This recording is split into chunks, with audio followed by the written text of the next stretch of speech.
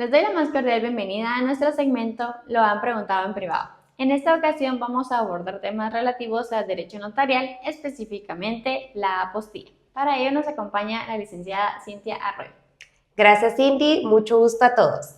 Gracias por acompañarnos, licenciada, y pues nos gustaría que usted nos pudiera orientar qué podemos responder si el examinador nos pregunta qué es la apostilla.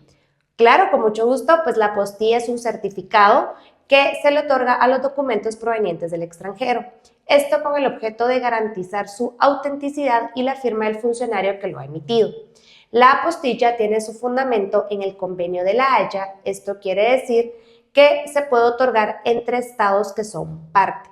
¿Qué pasa si se otorga entre estados que no son parte? Pues se siguen utilizando los pases de ley.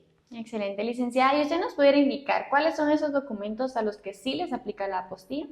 Los documentos a los que sí les aplica la apostilla para poder garantizar su autenticidad, como les comentaba, pues se tiene que realizar entre los estados que son parte. Es decir, ¿o qué quiere decir esto? Que son parte. Esto quiere decir que son los estados que han ratificado el convenio de La Haya relacionado con la supresión de los requisitos y de las legalizaciones de los documentos provenientes del extranjero.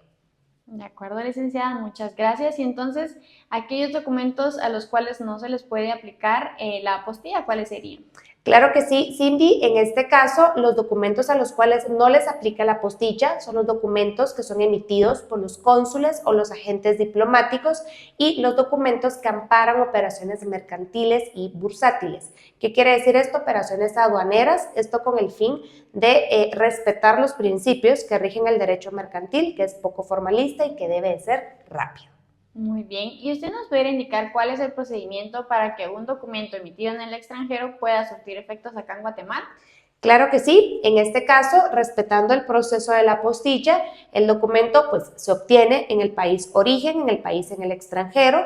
Luego se acude al lugar donde se va a apostillar. Un paréntesis, acá es importante determinar que esto va a depender mucho de cada país. Inclusive les puedo poner el ejemplo en Estados Unidos. Va a depender de cada estado cuál es el trámite y el lugar específico donde hay que ir a apostillar. No en todos los lugares o en todos los países va a ser igual, a pesar que formen parte del convenio de La Haya. Al haber obtenido esta apostilla, esta certificación, luego el documento ya está listo para ingresar a Guatemala. Ojo, el hecho que ya esté listo para ingresar a Guatemala no quiere decir que ya esté listo para poder utilizarse acá en el país, ya que, de conformidad con lo que regula la ley del organismo judicial, el documento proveniente del extranjero tiene que ser traducido al español si viniese en un idioma extranjero, y luego ya al tener el documento traducido debe de protocolizarse por un notario guatemalteco. Ya protocolizado con los testimonios, ya podemos realizar las inscripciones ante los registros públicos relacionados. Muy bien, licenciada, muchas gracias por el detalle ahí del paso a paso. Y usted nos pudiera indicar cuál es el procedimiento para que un documento emitido acá en Guatemala pueda surtir efectos en el extranjero. Claro que sí, con mucho gusto. Ahora a la inversa, ¿verdad? ¿Qué pasa si yo quiero enviar un documento de acá a Guatemala al extranjero?